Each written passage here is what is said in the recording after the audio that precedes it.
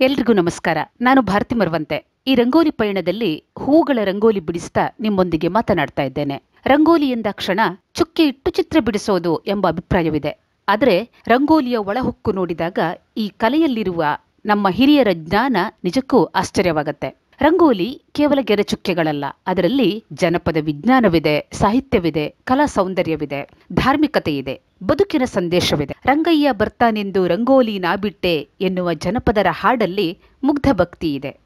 ಒಟ್ಟಾರೆ ನಮ್ಮ ರಂಗೋಲಿ ಕಲೆಯಲ್ಲಿಯೂ ಕೂಡ ಬದುಕಿನ ಸಂದೇಶವಿದೆ. ಹಾಗಾಗಿಯೇ ಆದಿಮಾನವನ ಕಾಲದಲ್ಲಿ ಹುಟ್ಟಿಕೊಂಡಂತಹ ಈ ರೇಖಾತ್ಮಕ ರಂಗೋಲಿ ಕಲೆ ಇವತ್ತಿಗೂ ಕೂಡ ಚಾಲ್ತಿಯಲ್ಲಿದೆ. ರಂಗೋಲಿ ವಿನ್ಯಾಸಗಳನ್ನು ನೀವೊಮ್ಮೆ ಗಮನಿಸಿ. ಪ್ರಕೃತಿಲಿ ನಾವೇನೆಲ್ಲ ಕಾಣ್ತೇವೋ, ಅದರಲ್ಲೂ ವಿಶೇಷವಾಗಿ ಹೂಗಳು, ಗಿಡಗಳು, ಎಲೆಗಳು, ಬಳ್ಳಿಗಳು, ಅವೆಲ್ಲವನ್ನು ಕೂಡ ನಾವು ರಂಗೋಲಿ ಗೆರೆಗಳಲ್ಲಿ ಕಾಣ್ತೇವೆ. ನಾವೆಲ್ಲ ಪ್ರಕೃತಿಯ ಒಂದು ಭಾಗವಾಗಿದ್ದೇವೆ.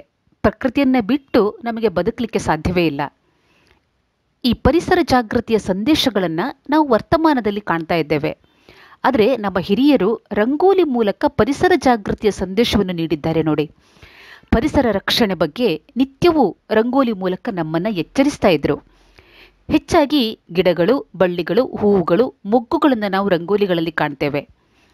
ತೋಟದಲ್ಲಿ ಅರಳಿದ ಹೂಗಳ ಅನುಕರಣೆಯನ್ನ ರಂಗೋಲಿಯಲ್ಲೂ ಚಿತ್ರಿಸಲಿಕ್ಕೆ ಪ್ರಯತ್ನಿಸಿರುವಂತಹದ್ದು ವಿಶೇಷ. ಅದೇ ಹೆಸರುಗಳನ್ನು ಕೂಡ ಇಟ್ಟಿದ್ದಾರೆ ನೋಡಿ. ಪಾರಿಜಾತ, ನಂದಿಬಟ್ಟಲು, ಮಲ್ಲಿಗೆ ಹೂವು, ಕೇದಗೆ ಹೂವು, ದಾಸವಾಳ, ಕರವೀರ ಇತ್ಯಾದಿ ಹೂಗಳ ಶೀರ್ಷಿಕೆಗಳನ್ನೇ ನೀಡಿದ್ದು, ಜೊತೆಗೆ ಅದಿದ್ದ ಹಾಗೆ ಚಿತ್ರಿಸಲಿಕ್ಕೆ ಪ್ರಯತ್ನಿಸಿರುವಂಥದ್ದು ನಮ್ಮ ಹಿಂದಿನವರ ಪೂರ್ವಿಕರ ಕಲಾ ಕೌಶಲ್ಯವಾಗಿದೆ. ತೋಟದಲ್ಲಿ ಅರಳುವಂಥ ಹೂಗಳು ಕೆಲವೇ ಕ್ಷಣಗಳಲ್ಲಿ, ಕೆಲವೇ ದಿನಗಳಲ್ಲಿ ಮುದುಡಿ ಹೋಗ್ತವೆ. ಅವುಗಳ ಆಯುಷ್ಯ ಕೆಲವೇ ಸಮಯವಾಗಿರುತ್ತೆ. ಅದೇ ರೀತಿ ನಿತ್ಯವೂ ರಂಗೋಲಿಗಳಲ್ಲಿ ಅರಳುವ ಹೂಗಳ ಆಯುಷ್ಯವೂ ಕೂಡ ಆ ದಿನಕ್ಕೆ ಮಾತ್ರ. ಅದಕ್ಕಾಗಿಯೇ ರಂಗೋಲಿ ಒಂದು ಕ್ಷಣಿಕ ಕಲೆ ಅಂತ ಕೂಡ ಹೇಳ್ಬೋದು. ನಿತ್ಯವೂ ಅರಳಿದ ರಂಗೋಲಿಗಳಿಗೂ ಕ್ಷಣಾರ್ಧವೇ ತನ್ನ ಆಯುಷ್ಯ ಎನ್ನುವಂತಹ ಬೇಸರವೂ ಇಲ್ಲ. ಹಾಗೆ ಹಿಂದೆ ನಿತ್ಯವೂ ರಂಗೋಲಿ ಬಿಡಿಸ್ತಾ ಇರುವಂತಹ ಮಹಿಳೆಯರಿಗೂ ಕೂಡ ಬೇಸರವಿರಲಿಲ್ಲ. ಸಾವಿರಾರು ವರ್ಷಗಳಿಂದ ಈ ಚಿತ್ತಾರ ಇವತ್ತಿಗೂ ಕೂಡ ಈ ಸಮಾಜದಲ್ಲಿ ಅಲ್ಲಲ್ಲಿ ಉಳಿದಿದೆ ಅಂದರೆ ಇದು ಭಾರತದ ಪರಂಪರಾಗತ ಸಾಂಸ್ಕೃತಿಕ ಪರಂಪರೆಗಿರುವಂತಹ ಧೀಮಂತ ಶಕ್ತಿಯಾಗಿದೆ. ರಂಗೋಲಿಯಲ್ಲಿ ನಿತ್ಯವೂ ಹೊಸ ಹೊಸ ಹೂವುಗಳು ಅರಳುತ್ತಾ ಇರ್ತವೆ. ಅದಕ್ಕಾಗಿಯೇ ರಚಿಸಿದಂತಹ ಒಂದು ಒಗಟು ನೆನಪಾಗ್ತಾ ಇದೆ ಕೇಳಿ. ಅಂಗಳದಲ್ಲಿ ಒಂದು ಹೂವು ಅರಳಿದೆ, ಏನದು ಹೇಳಿ? ಇದಕ್ಕೆ ಉತ್ತರ ನೀವೇ ಊಹಿಸಬಲ್ರಿ. ನಾನಿಲ್ಲಿ ಒಂದು ಹೂವಿನ ವಿನ್ಯಾಸವನ್ನು ಬಿಡಿಸ್ತಾ ಇದ್ದೇನೆ. ಬಹುಶಃ ಇದು ಯಾವ ಹೂವನ್ನು ನಾನು ಬಿಡಿಸ್ತಾ ಇದ್ದೇನೆ ಅನ್ನೋದನ್ನು ಕೂಡ ತಾವೇ ಹೇಳಬಹುದು. ರಂಗೋಲಿ ಕಲೆ ಜನಪದರ ಬದುಕಲ್ಲಿ ಬೀರಿದ ಪ್ರಭಾವವನ್ನು ಈ ಒಗಟು ಹೇಳುತ್ತೆ.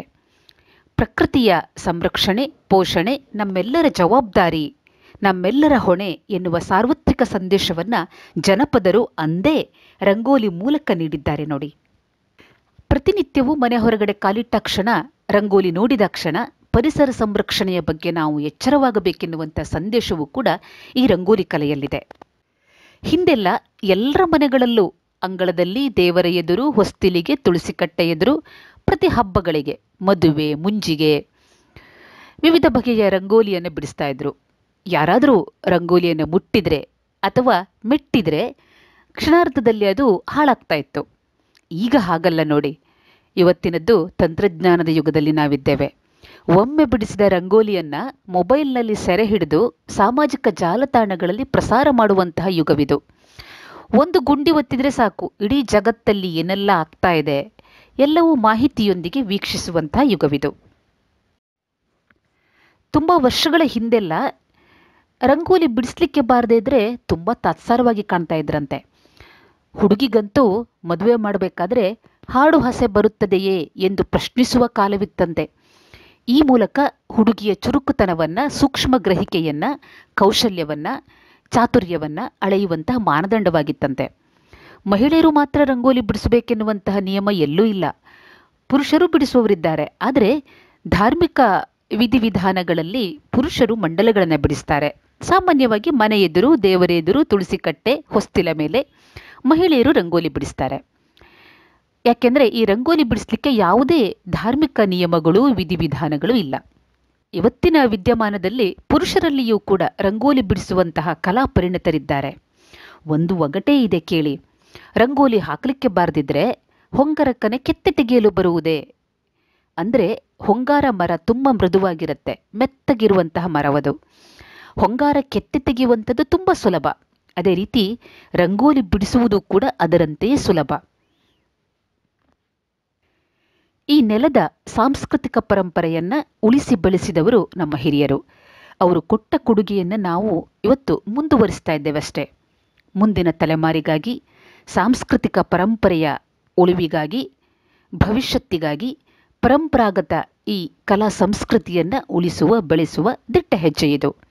ಇಂದಿನವರೆಗೆ ನನ್ನ ರಂಗೋಲಿ ಕಲಾ ಪ್ರದರ್ಶನವನ್ನು ತಾವೆಲ್ಲ ವೀಕ್ಷಿಸಿದ್ದೀರಿ, ಮೆಚ್ಚುಗೆ ವ್ಯಕ್ತಪಡಿಸಿದ್ದೀರಿ, ನನ್ನನ್ನು ಬೆಳೆಸಿದ್ದೀರಿ.